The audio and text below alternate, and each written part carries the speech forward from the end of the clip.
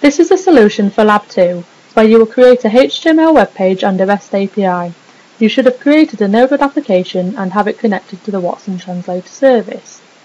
You will start by creating a simple web page, so go to your Node-RED editor and click the plus button to create a new flow. Give the flow a name, as you now have multiple tabs, so you need to be able to identify the flows easily. To build the web page, you need a HTTP in node and a HTTP out node. Drag both of these onto the canvas.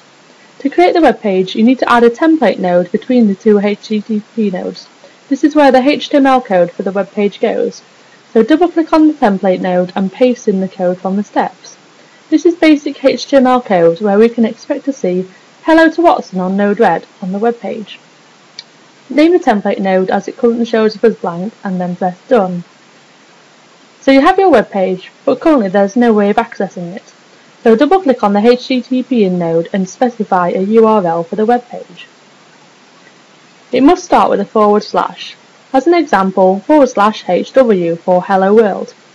Give the node a name to easily identify it later on in the lab and then click Done.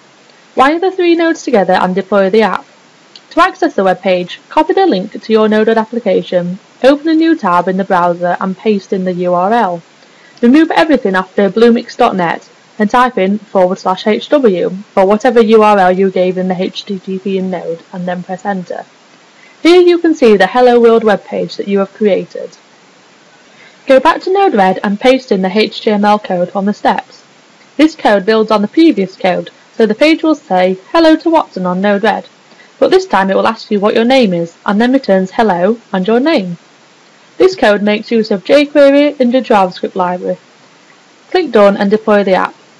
Go back to the web page and refresh the page, then type your name in and see the greeting. So, now you have a HTML web page which executes browser-side JavaScript. The next step is to create a REST API. The REST API allows applications to talk to each other. So back in Node-RED, double-click on the template function and paste in the latest code from the steps. This code looks similar to the previous code, however this time it's looking out for the text that the user types in, processes it, and outputs what it thinks the language is. Again, this code uses jQuery, but this time it has an invoke AJAX call, which is the REST API. Click Done when you're finished. Drag and drop another HTTP in and a HTTP out node onto the canvas. This time you want a function node to go between them. Wire the nodes together and then double-click on the HTTP in node. This time you need to change the method to POST as it is the REST API.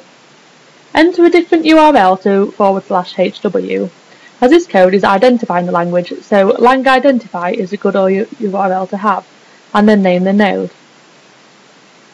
Inside the function node, paste in the new code. This will set the payload into an object structure and the payload response to, I don't know, or whatever the user types in, as the app yet doesn't know how to process the request. Give the node an appropriate name, for example, process output. Click Done and then deploy. Go back to the web page and test it out. This time, provide a little more text than just your name. For example, "Hello, my name is Emma." When you click Enter, you should see a middle line appear which says that it doesn't know. This is what was expected as you haven't yet added in the language identifier node. The final step is to add in the language identifier, so go back to Node-RED and delete the connections between the REST API. Add in another function node and the language identifier node. The language identifier node is part of the Watson Translator service that you connected your app to in IBM Cloud. Wire them together like so, and then double-click on the new function node. Give the node a name. This will be extracting the input from the user, and then paste in or type in the code from the steps.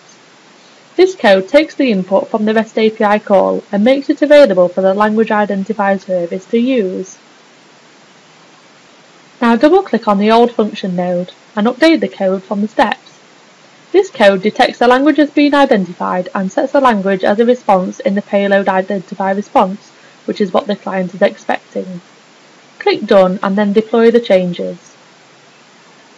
Go back to the web page and refresh the page. Now try typing in the same text that you did previously and then try in different languages and see if this is able to identify the language of your input. In this example, we've been able to detect English, German and French. So this completes Lab 2, where you have created a web page that invokes the REST API, which in turn invokes a language identifier.